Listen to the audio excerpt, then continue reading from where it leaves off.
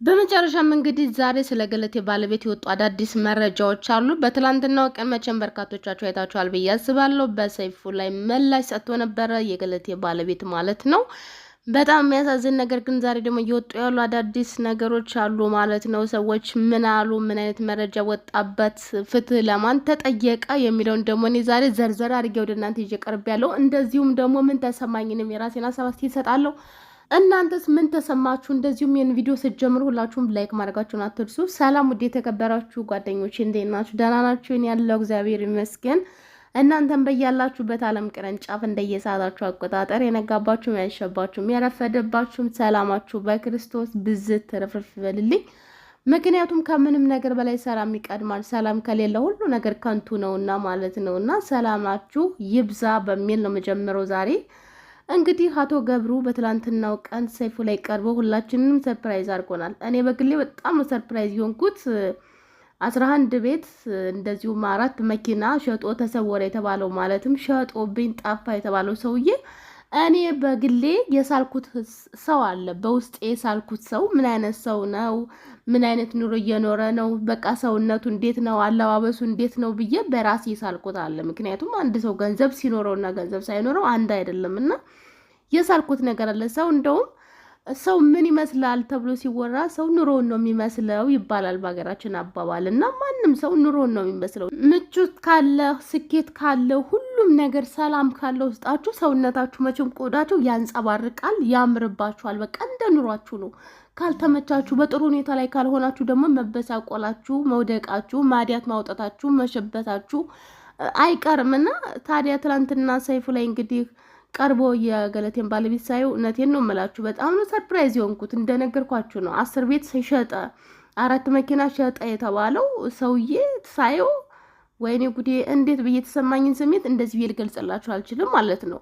በተመሳሳይ ወቅትም ታዲያ ገለቴ በጣም አሳዝነኛለች። ገለቴ መቼም ፈጥራ እንደዚሁ ምንም ነገር ሳትሆን ትልቅ ሚዲያ ላይ ትቀርባለች ብዬ አላስብም። ሰይፉ ላይ ብቻ አይደለም በኦሮሚያ ጣቢያ ላይ እንግዲህ በጣም ትልቅ ጣቢያ ላይ ቀርባለች ማለት ነው። እንደዚሁ በቴሌቪዥን ደረጃ ነው ያኛውም ጣቢያ ቀርባለች። ከዚያ በቀጣይ ነው ሰይፉ ላይ እየቀረበችው ማለት ነው።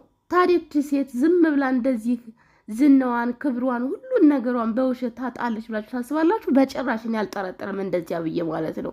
በከንቱ እንዴት ታለቅሳለች? በከንቱ ያወሬዋ እንዴት ሊሆን ይችላል? ገለቴ ትክክለኛ እንደሆነች ምንም ጥያቄ የለውም። ትክክለኛ ሰው ነች። እንደውም የልቧን የውስጧን አውጥታ ራሱ አልተናገረችም። ብሶቷ፣ አዘኗ፣ ቁጭቷ፣ ሁሉም ነገር ውስጧ ላይ ከንግግሯ በስተጀርባ ተደብቆባት ይታይባታል። ንግግሯ አንዳንድ ሰው አለ ነገሮችን ሁሉ የተሰማውን ነገር አቀናብሮ አውጥቶ በቃ አውርቶ የሚወጣለ ሰው አለ። አንዳንድ ሰው ደግሞ ማውራት የማይችልበት ሰው አለ። በአጠቃላይ ገለቴ ማውራት የማትችል ሴት ናት እኔ ያየዋት ማለት ነው ገለቴና በጣም ነው የምታሳዝነው። በጣም ነው ያሳዘነችኝ። ታዲያ ትላንትና ደግሞ ባሏ እንግዲህ ብቅ ብሎ በሰይፉ ኦን ኤቢኤስ ላይ ሳይው በጣም ደንግጫለሁ። በተመሳሳይ ወቅት ምንድነው እየተፈጠረ ያለው? ምንድነው እየተካሄደ ያለው? እነኚህ ሰዎች በየተራ ሳይሆን መቅረብ የነበረባቸው አንድ ላይ መቅረብ ነበረባቸው እንጂ በየተራ በጭራሽ የማይሆን ነገር ነው የሚያወራው። ነገር በጣም ረጅም ሰዓት ነው እንግዲህ ኢንተርቪው የተደረገው። አንድ ቁም ነገር ሳያወራ ሰዓቱ አለቀ። በስተመጨረሻም በርቅል እንደሚቋጭና እንደዚያ ምናምን ብሎ ነገሮችን ድብስብስ አድርገው ጸጥ ሲሉ እኔ ግርም ነው ያለኝ። ምክንያቱም የተለየ ቁም ነገር ነበር የጠበቅኩት። ቤቶቹ እንዴት እንደተሸጡና ገንዘቡ የት እንደሄደ፣ መኪናዎቹ ተሸጠው ገንዘቡ የት እንደሄደ ይናገራል ብዬ ስጠብቅ ጭራሽ 10 ቤት የሚባል ነገር ወፍ የለንም። መኪናውን ቢሆን እንደዚህ ሲቀያየር እንዲህ አይነት መኪና ነበረን፣ ያ ተሸጠ፣ እንደገና ይሄን ገዛን፣ ከዚያም በኋላ እያንከባለልን ለሷ ቢክስ ገዛን፣ ለኔ እንደዚህ ገዛን። ጭራሽ 2 መኪና ብቻ ነው ያለው። ይሄ 5 መኪና ሲባል የነበረው ከእውነት የራቀ ውሸት ነው። ቤቱም ቢሆን ውሸት ነው። የምንኖርበት ቤትና አንድ ደግሞ መለስ ዜናዊ የሰጧት ኮንዶሚኒየም ቤት እሱም ቢሆን ስጦታ ሳይሆን በገንዘብ ነው። 150 ሺህ ብር ነበር በዚያን ጊዜ አለ። ከዛም በኋላ በእናት ስም ይውጣላት ካርታው ብላ በፍቃደኝነት እናቴ ገንዘብ ከፍላ ሳይሆን እሷ ገንዘብ እንደከፈለች አይነት ነገር አድርገን ካርታው በሷ ስም ወጣላት በስጦታ መልክ ለእናቱ ማለት ነው።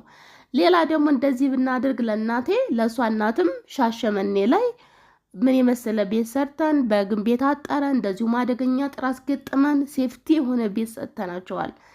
የኔም ቤተሰቦች አውርታ የሷን ቤተሰቦች ሳታወራ ቀረች።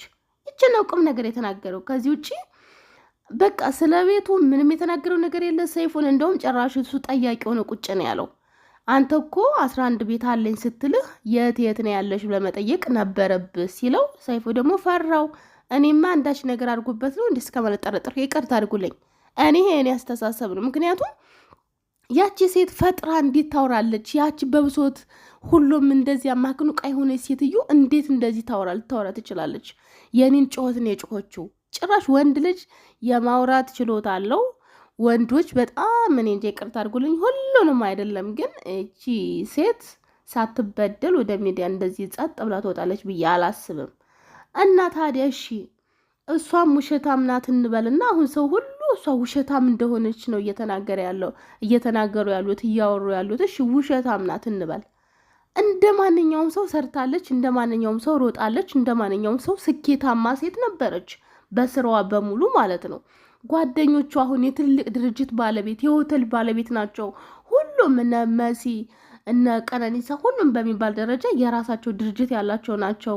ሁሉም እንግዲህ በጥሩ ሁኔታ ላይ የሚኖሩ ሰዎች ናቸውና እሷ ደግሞ ቤትና ወደ 800 ካሬ መሬት ብቻ እንዳላት ነው አሁን የሚታወቀው። ሌላው ሀብት የት ሄደ? ሌላውስ ገንዘብ? ያ ሁሉ ድካሟ፣ ያ ሁሉ ልፋቷ፣ ያ ሁሉ ጥረቷ ለዚህ ነበረ ወይ? እሱ እንዳለው እውነት ነው። በፍርድ ቤት ተንከባሎ እንግዲህ ሰበር ላይ ደርሰናል።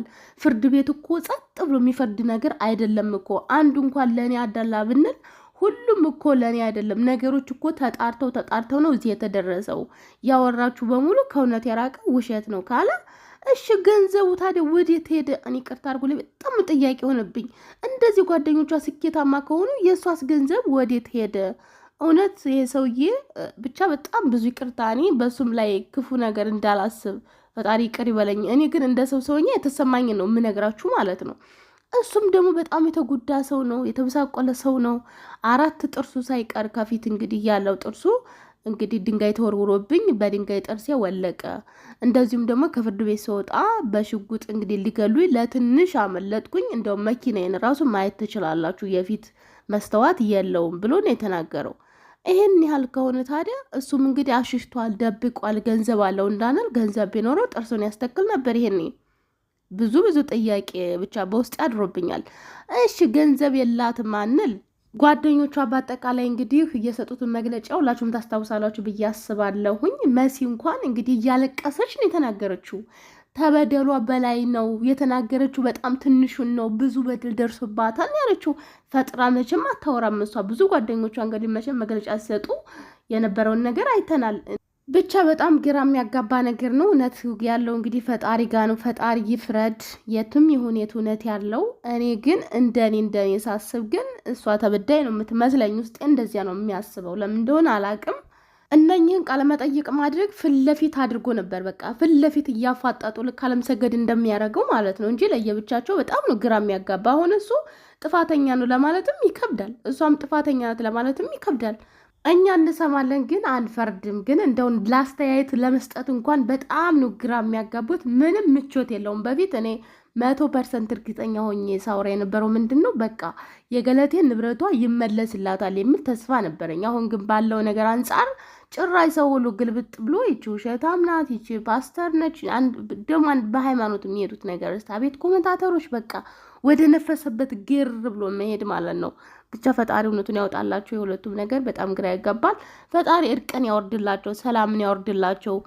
ብቻ በጣም ነው የሚያሳዝኑት። ፈጣሪ መጨረሻችንን ያሳምረው። ዋናው ነገር የሰው ልጅ መጨረሻው ሲያምር ነው። እነኚህ ሰዎች ማሬ ፍቅሬ እየተባባሉ ለ10 ዓመት ቆይተው ከ10 ዓመት በኋላ እንግዲህ እንደገና እንደ ጠላት ተያይተው 7 ዓመት ሙሉ ፍርድ ቤት ለአንድ ቤት ተብሎ ብቻ ከባድ ነው። ያን ቀላል አይደለም። አንድ ቤትን በአሁኑ ሰዓት የቤት ኪራይ ምን ያህል እንደሆነ ሁላችንም እናውቃለን። ግን የመስዋዕት ያደረጉት ጊዜ በየፍርድ ቤቱ ሲንከራተቱ እንግዲህ አስቡት። በጣም ከባድ ነው። ከዚህ ይሰውራችሁ። ለማንኛውም ቤተሰቦች በድጋሚ እስከምንገናኝ ሰላማችሁ ይብዛልኝ።